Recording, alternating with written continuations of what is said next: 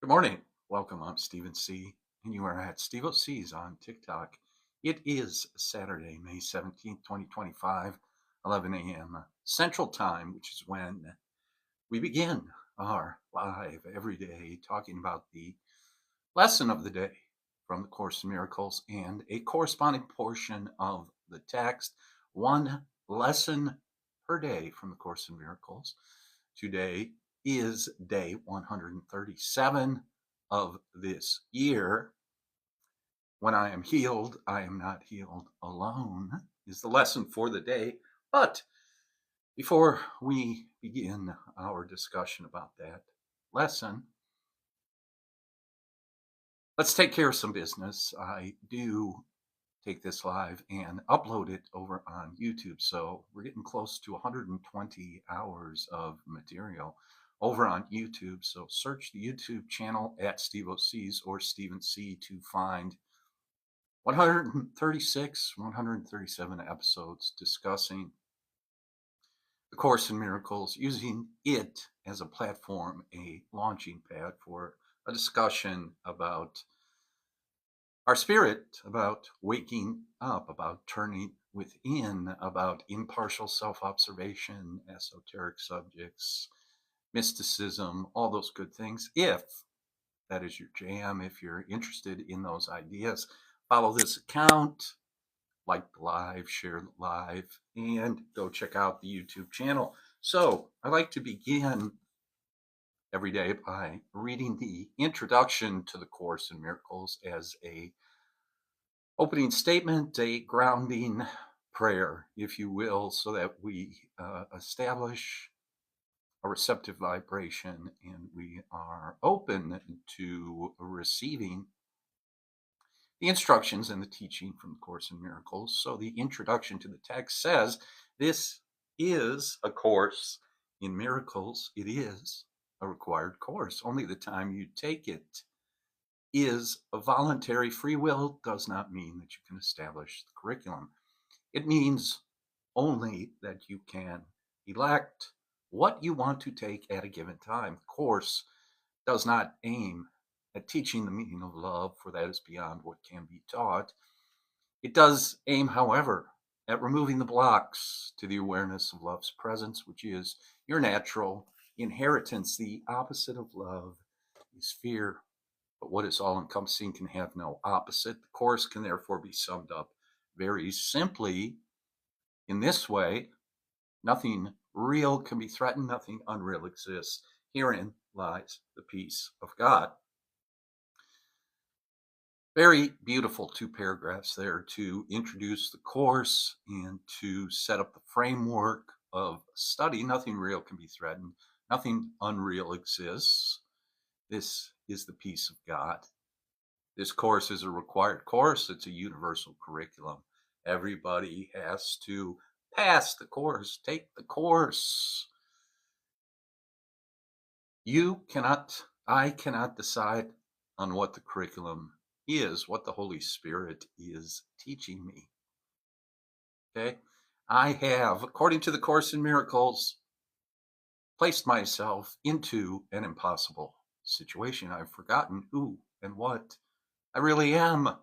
I have taught myself incorrectly, and so now I need a different teacher.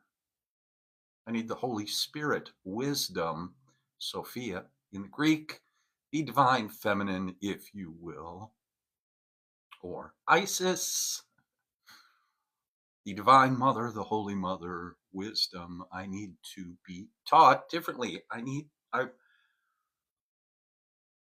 It may behoove me. Let me put it that way. It might be a good idea.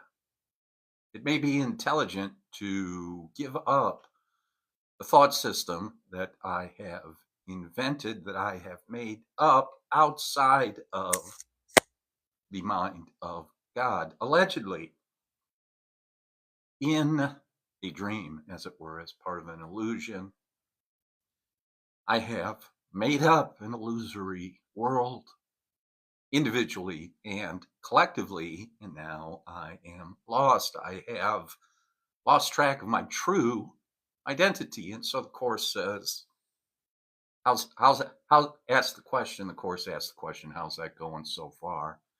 And if I'm honest, if I can be honest and open-minded while I consider that thought, as the course says, excuse me, while I consider the fundamental premise upon which I have built my own thought system, if I can open that to question, if I can question that personal authority that I have developed, well, maybe if I'm being honest, I may say to myself, maybe I need some help. Maybe I could use some assistance rethinking the whole scheme here that I've come up with. And so, Course in Miracles, divided into 3 sections, offers text, a theoretical portion, it's called.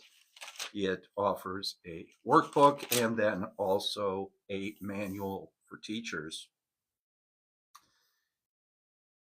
I thought I might do something a little different today that I haven't done in a while. I'm going to read a portion from the preface to the Course in Miracles. The preface to the Course in Miracles is also divided into 3 sections. This section is called What It Is, but I'm going to read about the workbook since we talk about the workbook every day. Let me read you very quickly a few paragraphs. Let me get it on the record, so to speak. The workbook includes 365 lessons, one for each day of the year. It is not necessary, however, to do the lessons at that tempo, and one might want to remain with a particularly appealing lesson for more than one day. The instructions urge only that not more than one lesson a day should be attempted. The practical nature of the workbook is underscored by the introduction to its lessons, which emphasizes experience through application rather than a prior commitment to a spiritual goal. So this is important, is an important part about the workbook,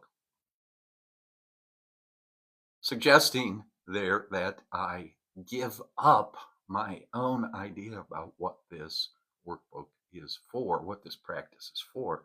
So some of the ideas the workbook presents, it says, this is from the introduction to the workbook. Some of the ideas the workbook presents you will find hard to believe. Others may seem to be quite startling. This does not matter. You are merely asked to apply the ideas as you are directed to do.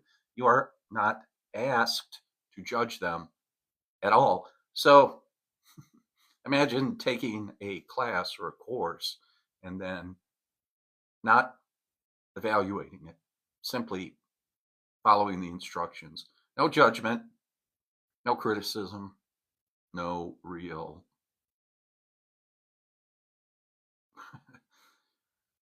consideration about whether or not it's true. It says you are not asked to judge them at all. You are asked only to use them. It is their use that will give them meaning to you and will show you that they are true. So it is the application and the use of the workbook lessons from A Course in Miracles. And we are on workbook lesson 137 today. So there have been 136 workbook lessons prior to this. It is their use that will give them meaning to you. Remember only this: you need not believe the ideas, you need not accept them, you need not even welcome them. Some of them you may actively resist. None of this will matter or decrease their efficacy. But do not allow yourself to make exceptions in applying the ideas the workbook contains. And whatever your reaction to the ideas may be, use them. Nothing more than this is required. So that's pretty interesting, isn't it? It's kind of cool, too. The course is the introduction to the workbook is saying you don't have to accept these ideas. You may actually reject them. You may not understand them, and you may not believe they will be effective, but if they are applied consistently, if I go through the workbook, if I work with the workbook, if I seek to apply the lessons as they are outlined, it will become apparent to me. It will dawn upon my mind or consciousness that they are, in fact, working, that they are, in fact, meaningful, which is a very interesting approach, a very interesting thing to say about a curriculum. Imagine a college professor saying that. I'm sure some of them have said that or some form of it. But it is a very open-minded approach, a very gentle approach, a very simple approach. Just apply the lessons and then forget about it and see what happens. So today we are going to review lesson 137. If you're new here, or if you've missed any of the other lives, LIVES, any of your other lives or any of the other TikTok lives, you can go to my YouTube account at Steve O'C's. Also, you can search that YouTube account. There's about 120 hours of material now over there. So go check it out. Subscribe to the account on YouTube. Put a few likes down over there. It is appreciated. You can also like this live, share this live, and follow this account. Thank you so much for being here. Glad you're here. And please comment. Feel free to comment. Trolls are welcome. Trolls are people too. So please feel free to comment, either positively or negatively, and we'll see what happens. Course says everything is an expression of love or a call for love. Regardless, our response is loving and forgiving. So trolls are welcome. Trolls are people too. Lesson 137 today says, when I am healed, I am not healed alone. Course sets up a basic fundamental problem about our consciousness. It doesn't say duality is necessary for creation in the Course. You can find that information in other spiritual teachings, spiritual wisdom, spiritual traditions. Ken Wilber lays that idea out pretty good, very well, in his integral theory, that a unified consciousness has to split and become two so that there can be a subject and an object. But once there's a subject and an object, that duality creates a certain tension. It may create a clash of opposites, which is where we find ourselves now in the current situation. So many points of opposition and conflict and war, and the dual aspects of living have become quite contentious. The duality of the world, the duality of the earth plane needs to be resolved. So then that duality needs to be resolved and become cooperation, complementarity. Those two forces, those two separate beings need to, masculine and feminine, let's say, need to unify. So we're going from a dual consciousness to a non-dual consciousness where conflict and the sense of opposites are eliminated in the mind, in consciousness. Then it is reflected into the world, and we then proceed from the world, as the Course calls it, to the real world. The world, the current world we find ourselves in a world of conflict, judgment, criticism, war, disaster, destruction. We go from that world to the real world: peace, happiness, joy, light, and fulfillment. Everlasting, never changing.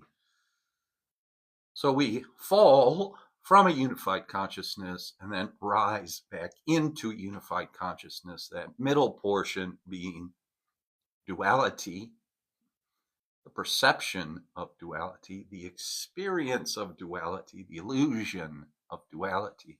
But once having passed through that in consciousness, we're redeemed, we return to the starting point. I am the Alpha and the Omega. Everything's cool. In fact, it's already been achieved. It's already been resolved. So lesson 137 is a reflection of that idea of unified consciousness, not a separated consciousness. I am not separate from you. We are in full communication. When I am healed, I am not healed alone. We are in full communication or communion in consciousness, in the mind. There are no private thoughts, the Course says. In reality, there are no private thoughts. Today's idea remains the central thought on which salvation rests, for healing is the opposite of all the world's ideas which dwell on sickness and on separate states. Sickness is a retreat from others and a shutting off of joining. It becomes a door that closes on a separate self and keeps it isolated and alone. In the last 2 or 3 days with the workbook lessons and also the text, the idea that has been presented and reinforced is that I am not a body. You are not a body. We are consciousness. And if we believe in attack, if we believe in condemnation or judgment, we've fallen into that separated consciousness. That separated consciousness leads to sickness. It is the idea of death. It is the idea of separation from the source of all creation, separation from God. God is life, separation from God is death, so that duality. And the Course says belief in that thought, in that duality, leads to sickness. The body becomes sick because of the condition, the brainwashing, the conditioning of the mind, believing itself separate. The solution, Westnava, thank you for the likes. Westnava joined. I hope I'm saying that correctly. Wesnava, Wesnava. Thank you for the likes and or the shares. I guess you liked it. Thank you for the likes. Appreciate it. So, sickness is a result, is an effect of a belief in an idea of separation in consciousness, is what we are told in the Course in Miracles. Today's idea remains the central thought on which salvation rests. When I am healed, I'm not healed alone. Healing is the opposite. Again, that duality, but we're eliminating only half of the duality and moving into a unified consciousness, so to speak. So healing is the opposite of the world's ideas which dwell on sickness and separate states or separation. Sickness is a retreat from others. It becomes a door that closes on a separate self, small s, and keeps it isolated and alone. Sickness is isolation. For it seems, seemingly, allegedly, in the dream, in the illusion, it seems to keep oneself apart from all the rest, to suffer what the others do not feel. And so I become special. Selfish and self-centered. This is kind of a tough one to swallow unless you spend some time uh, working on yourself, unless you spend some time reflecting or in deep meditation or in the communities where these types of ideas are discussed. Sickness here, which is a condition of the mind, which is reflected in the body, and the mind cannot really be sick or under the condition of separation. So it is an illusion. However, it is so strongly felt and believed in that an experience is created. So that is the whole line of reasoning that the Course in Miracles lays out. Thoughts, which become beliefs, beliefs that are tightly held, become ways of perceiving the world. And then, since we believe them, we begin to look for them. And then they are demonstrated outside of ourselves, so that the hologram of which we are a part is outpictured for us, and we can see on the screen of consciousness, on the screen of the hologram, what is being projected with the light of consciousness onto the screen of experience. We can begin to see the content of our consciousness, the nature of our thoughts. So the Course in Miracles says, what do you think about what you see? Are you willing to examine or question what you see? Or are you just going to kind of accept it as it is without wondering, asking, why is it like that? Just stick your head in the sand, forget about it. It is what it is. What can I do? We've read over the past week, and we've discussed over the past week, that's sort of abdicating the creative principle that we are. That's an abdication of the creative essence of who and what we are. To not desire, to not will to improve things, to evolve, to get better, to become well. So we can sort of abdicate that. We can refuse, as the introduction says. You can elect what you want to take. The only thing you can do is elect what you want to take at a given time. We can delay our awakening. We can delay our healing. That is our prerogative. That is our choice. However, once we've been exposed to certain ideas, certain concepts, the appeal of the truth becomes more appealing than the appeal to guilt. The Course in Miracles calls it the appeal to conflict, attack, defense, the appeal to the truth, the appeal of peace, the appeal of happiness becomes stronger. And so we begin to redefine ourselves, think about ourselves differently, talk about ourselves differently, right? Self-talk, we begin to change our thoughts. The world obeys the laws that sickness serves, but healing operates apart from them. So ego mind or the Holy Spirit, illusions or the truth, again, is the choice that is open to us. Very simple choice, the Course says. One problem, one solution. One question, one answer. It is impossible that anyone be healed alone. When I am healed, I am not healed alone.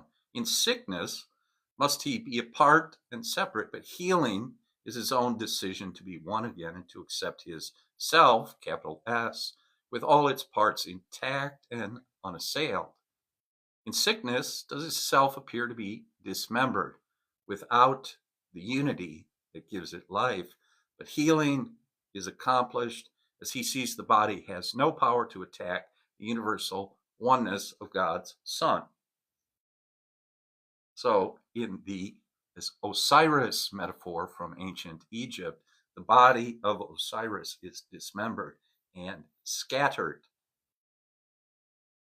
In sickness, does his self appear to be dismembered and without the unity that gives it life? And in that Osirian metaphor, Isis, then, feminine principle, the feminine aspect, goes and gathers up all those parts of Osiris and brings them back together.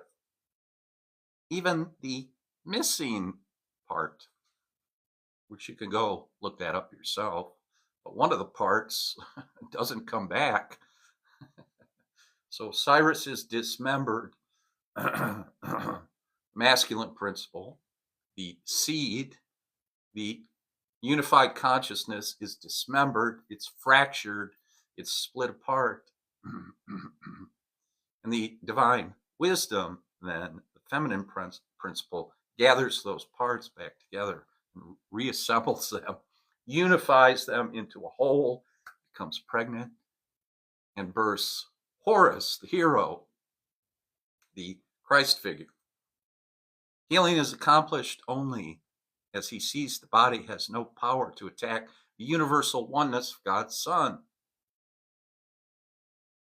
Okay, the wholeness, the healing is in the mind. It's reflected in the body. And no condemnation.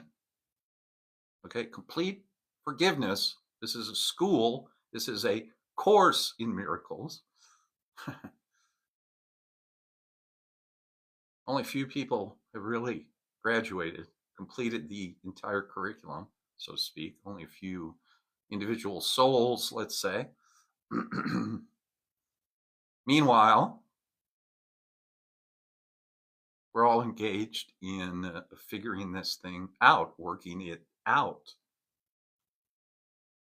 Sickness proves that lies must be the truth, or would prove that lies must be the truth. But healing demonstrates the truth is true. The separation sickness would impose has never really happened. So there is some good news.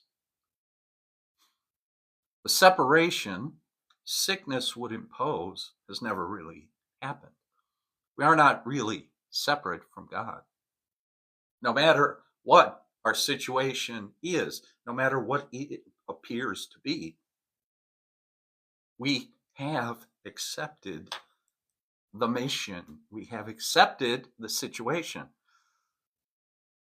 Hi, Tom's here and Mary is here. Thanks for being here, guys. Both returning customers, returning followers, both active commentators and participants on this live. Good to see you guys. Glad you're here. Glad you're both here. To be healed is merely to accept what always was the simple truth and always will remain exactly as it has forever been. So we're running a little experiment here. We're doing a little research project. We're playing a game. We said, hey, wouldn't it be interesting? All of us all together said, hey, wouldn't it be interesting? As a metaphor now. Wouldn't it be interesting to see what would happen if we disconnected ourselves from our source, from all the energy of the universe, if we tried to make it with limited resources, with limited spiritual energies, with limited reserves? What if we tried it that way? Oh, some of us just laughed. Oh, what? What are you talking about? But the idea sounded interesting to some of us, and here we are. the renegades, the tip of the spear, the avant-garde, right? The rebels, the here we are. Barbara Marciniak and the Pleiadians call us rebels, investigators, spiritual scientists,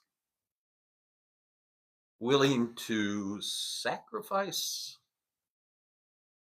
total oneness to run an experiment, to play a game, so to speak. And so any conditions that we are under, any situations we find ourselves in, are only there to prove the power of God. And any limitation that we have placed upon ourselves, any limitation from which we suffer, is really only a challenge to ourselves, designed by ourselves to help wake ourselves up.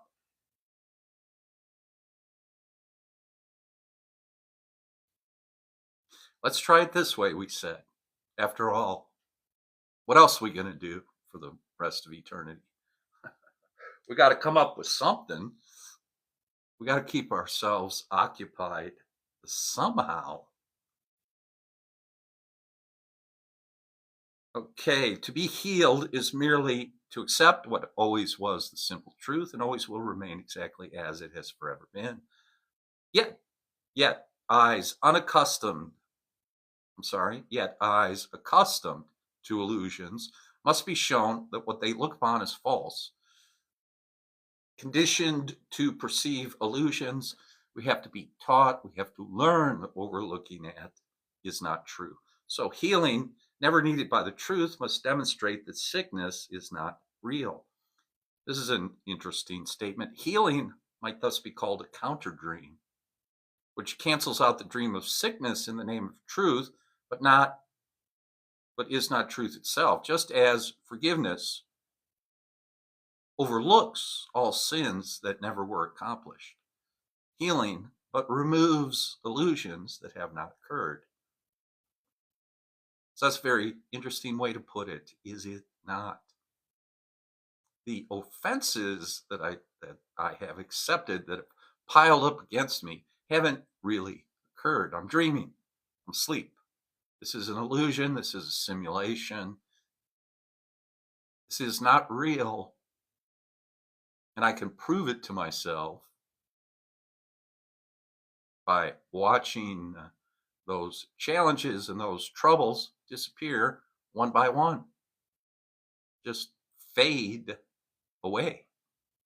Just as the real world will arise to take the place of what has never been at all, healing but offers restitution for imagined states and false ideas, which dreams embroider into pictures of the truth, false idols, representations, not the actuality.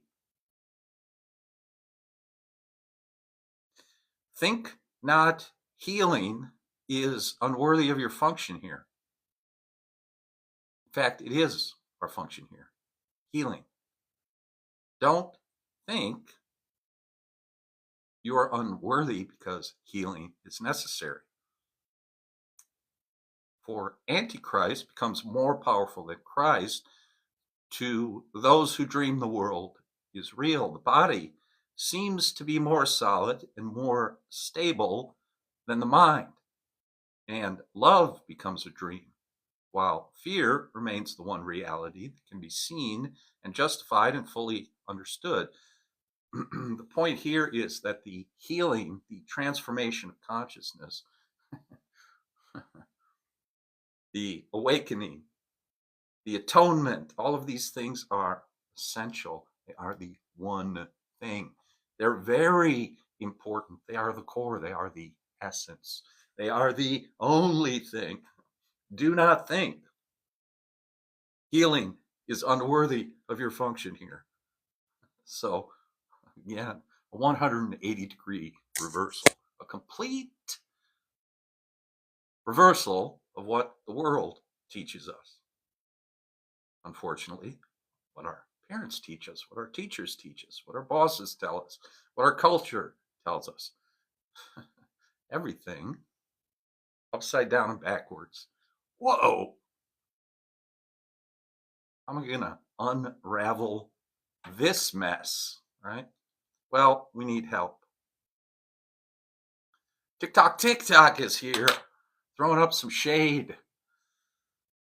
Welcome, TikTok.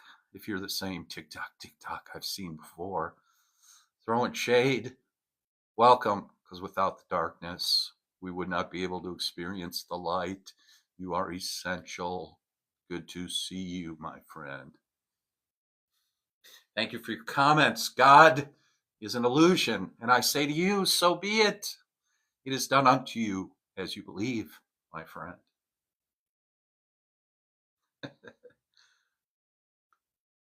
Just as forgiveness shines away all sin, and the real world forgiveness now, the key is forgiveness, open-mindedness, willingness to give up the illusions, give up what is not true, just as forgiveness shines away all sin, and the real world will occupy the place of what you made or made up.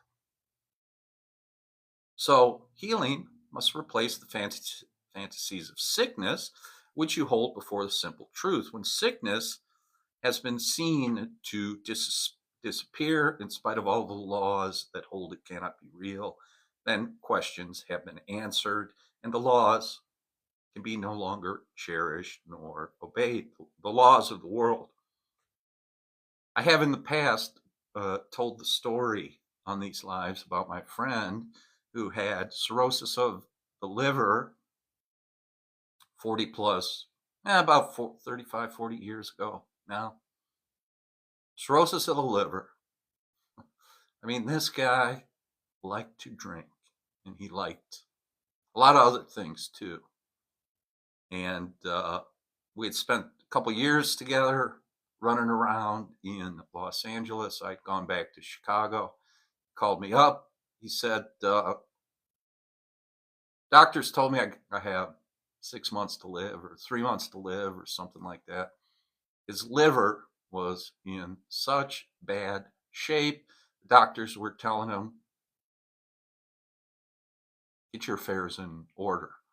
He didn't have much to get in order. Nonetheless, he was being told. And guess what? He's still alive. He was healed. Magically. Miraculously. He was healed.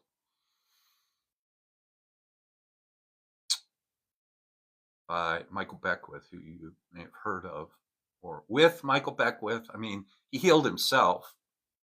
Michael Beckwith was the channel or the reflection who said to him, the famous line is, who are you going to believe, me or the doctors? And my friend decided to believe Michael Beckwith. And he's still with us. He chose not to believe the doctors. And guess what?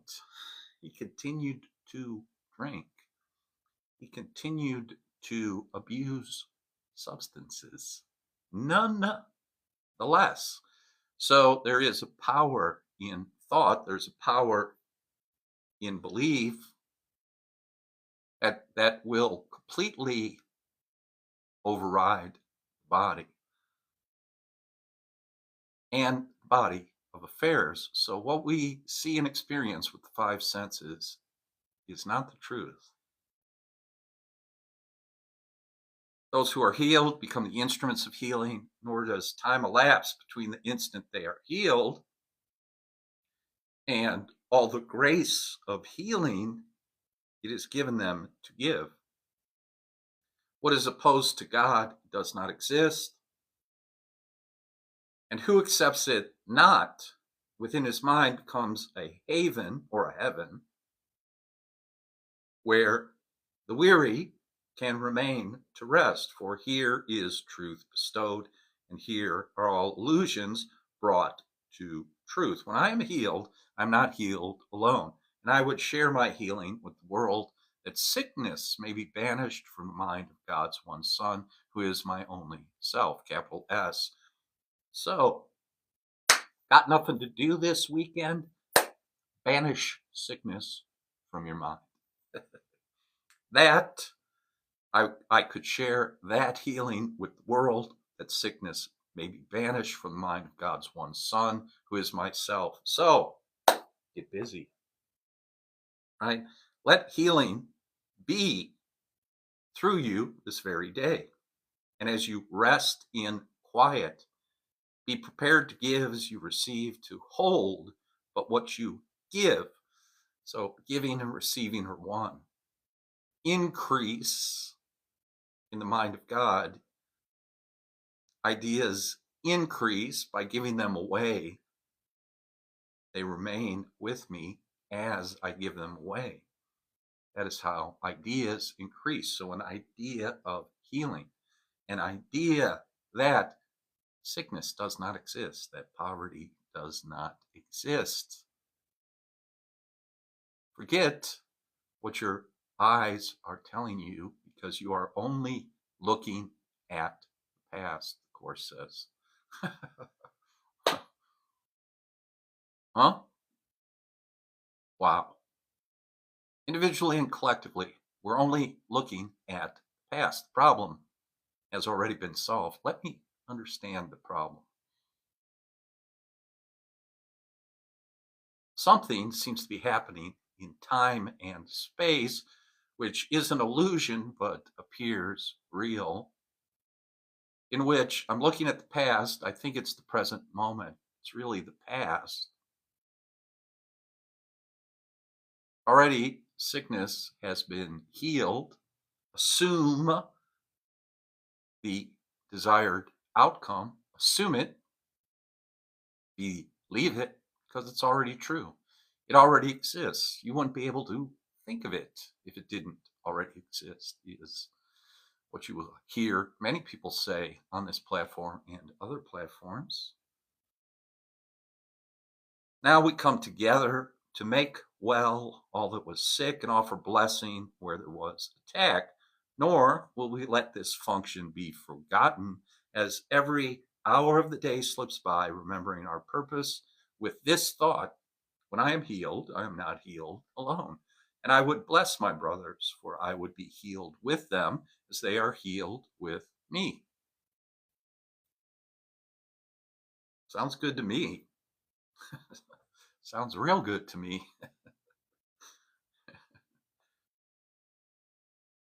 What do you want to do today? Oh, I don't know. Heal up. Heal everybody up. Okay. Sounds good to me. Let's do it.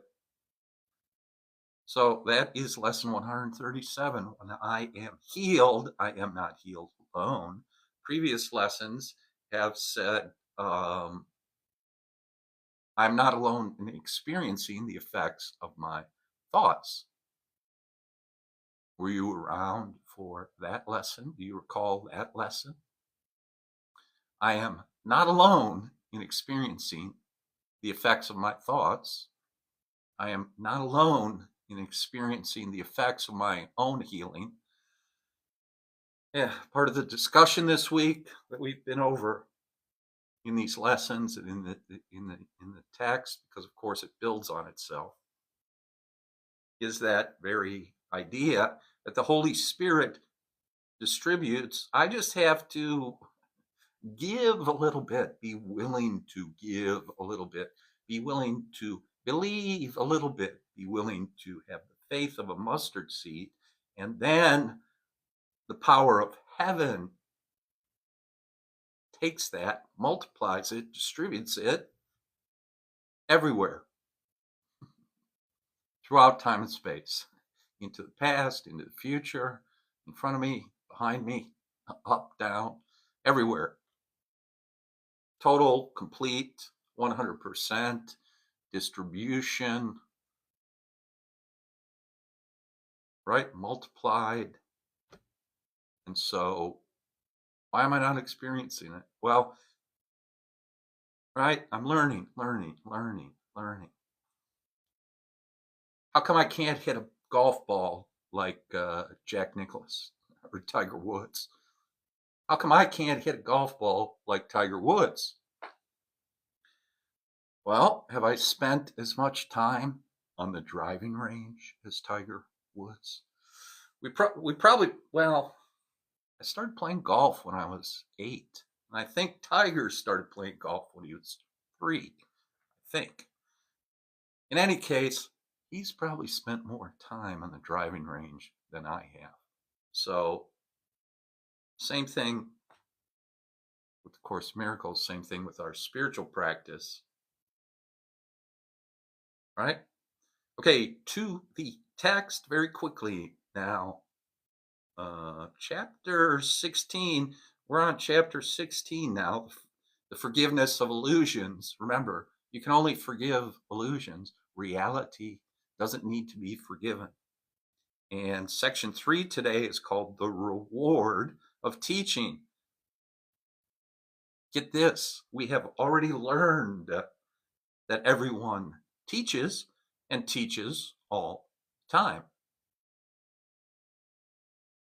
You'll even hear family therapists, child behaviorists, you'll even hear the scientific community say, kids don't listen to what you say. They follow, they mimic, they learn from what you do, right? So my father telling me, do what I say, not what I do, really didn't have that much of an effect on me. I was more interested in what he was doing, eh? Instead of what he told me to do, which he wasn't doing. So it seemed at the time. We have already learned that everyone teaches and teaches all the time. Could also say here, everyone learns and everyone learns all the time. Teaching and learning are one.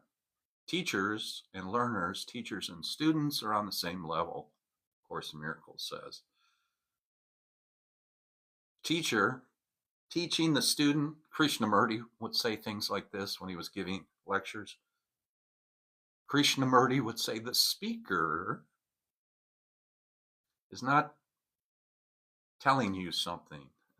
The speaker is not telling you, does not have some information that you don't already have. Krishnamurti would say, listen to the speaker. Listen to what's being said. Forget about my personality, he would say. In essence, listen to what's being said.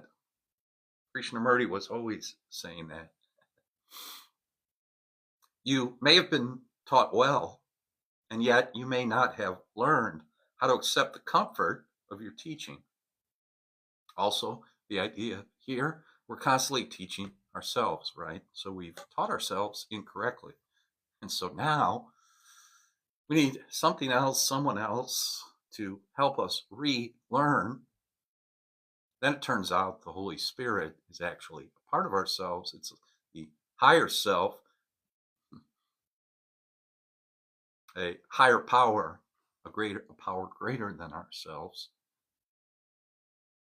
So we're still teaching ourselves, but from a different place, a different location, a higher vibration.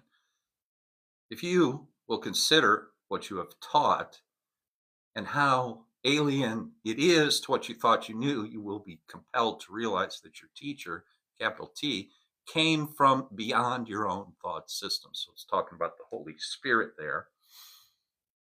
So it's saying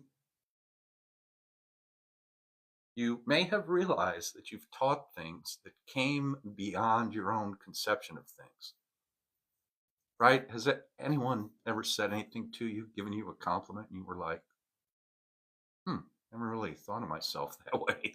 Oh, I didn't know I was doing that. right? And it's a compliment, it's a positive, and you've been unaware of it. Oh, you're always so kind and forgiving. What? Me? Have you ever had a experience like that? If you will consider what you have taught and how alien it is to what you thought you knew, you will be compelled to realize that your teacher came from beyond your thought system. So it's talking about the Holy Spirit here. Therefore, she could look upon it fairly and perceive it was untrue. She must have done so from the basis of a very different thought system, and one with nothing in common with yours, for certainly what she has taught and what you have taught through her have nothing in common with what you taught before she came. And the results have been to bring peace where there was pain, and suffering has disappeared to be replaced by joy. You may have taught freedom, but you have not learned how to be free. I said earlier, and that's the voice of Jesus, I said earlier, by their fruits you shall know them, and they shall know themselves, for it is certain that you judge yourself according to your teaching. So, real the subtle point here, what am I aware of? What am I placing my attention on? All the troubles, all the mess ups, all the self sabotage? Is that what I'm giving my attention to? Or am I focusing on some of the positive aspects of myself? Am I being a little bit more forgiving with myself? Am I giving myself a little more credit? With the realization that that self I'm giving a little bit more credit to is a higher self, a better self, the best version of myself, as we like to say today. Thank you for the likes and shares there. What is that? Happy face or something? Thanks, Tom. Right? So give yourself a little more credit. Remember who you are. Forget about the other stuff. Forget about the past, because you weren't, of course, says you weren't concerned about healing at that point. You weren't really focused on the atonement at that point. You weren't focused on your oneness of God. So, of course, might not look good, but let's put that aside. Let's turn toward the light now and see if we don't feel better about ourselves, and see if we don't start producing more palatable circumstances, right? See if we don't begin to enjoy ourselves and everybody else a little bit more accepting, a little bit more forgiving, a little happier, a little more peaceful. That's what we're looking for. Now it says here, the ego's teaching produces immediate results because its decisions are immediately accepted as your choice. So it seems like disaster hits so quickly on the heels of my thoughts and decisions, because I've conditioned myself to it. I actually, that's what I actually believe in my subconscious mind. That's how I've actually programmed myself. But now I'm rewriting code. I'm overwriting that old code. I'm overwriting the past, overwriting and overriding. This acceptance means you're willing to judge yourself accordingly. Cause and effect are very clear in the ego's thought system, because all your learning has been directed toward establishing the relationship between them. So I've been practicing incorrectly. Again, back to the golf metaphor, Tiger Woods. Now let's say I'm on the driving range with Tiger Woods, and I hit a few balls, and he looks at me and he goes, if you changed your stance a little bit, or if you swung the club like this, you might get a different result, right? Your learning has been directed toward establishing the relationship between cause and effect, the relationship between my thoughts and my behavior. So, for some reason, I'm swinging the club a certain way. I heard something, I saw something, I adopted it. Now I don't even realize I'm doing it anymore. But Tiger Woods says, look, here's what you're doing. Try this. What happens? I start thinking about it differently. TikTok has given us the 5-minute warning. So I'm going to wrap this up here very quickly, but go to chapter 16, section 3. Read it for yourself. It's online. ACIM.org, Foundation for Inner Peace. Would you not have faith in what you have so diligently taught yourself to believe? Again, it's just the course is again and again and again. We have to read this. We have to think about it. It's very clear. And it says, this is very simple. This is very clear. If it doesn't seem simple, if it seems confusing, it's because that's what you prefer. You have to decide that you want. I have to decide that I want clarity. I have to decide that I want to learn, that I want to change, that I want to grow, that I want to evolve back to my true self. Yet remember how much care you have exerted in choosing its witnesses and in avoiding those which spoke for the cause of truth and its effects.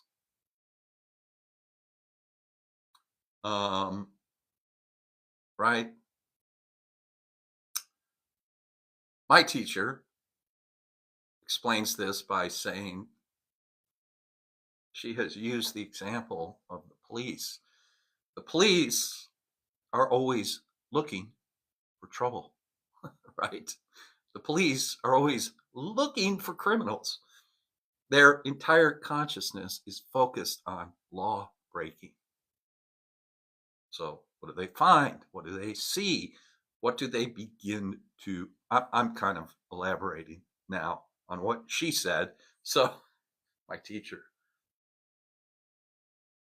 I'm sure we were talking about something else, but I'm using this as an example in this moment.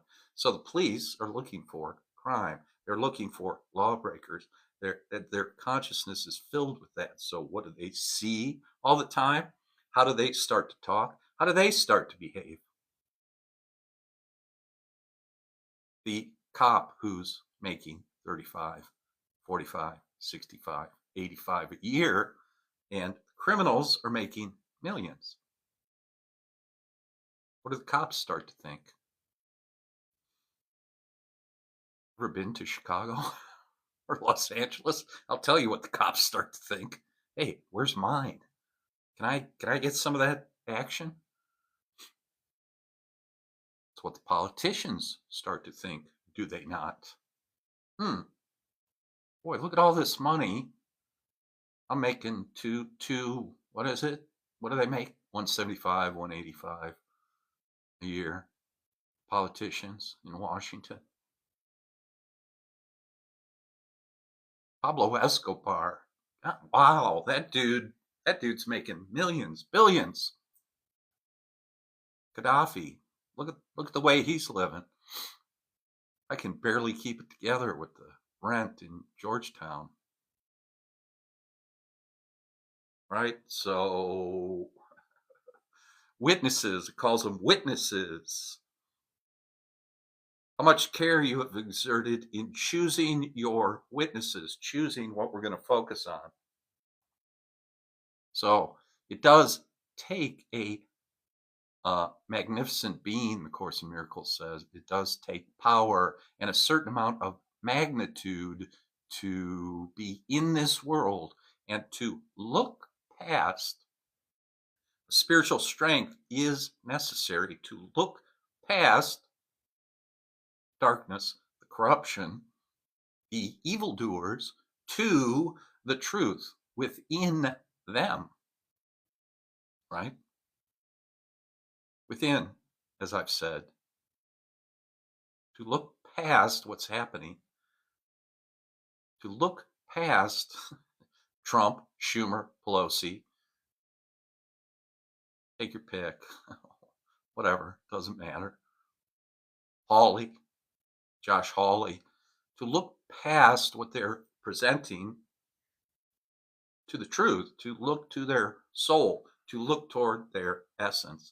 And as I look toward your essence, mine is reinforced. So forgiveness and seeking the truth.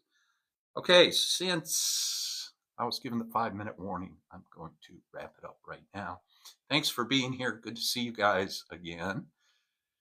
Every time you come around, Tom, Mary, and I haven't seen a couple other people for a while, but that's okay. There's always new people showing up.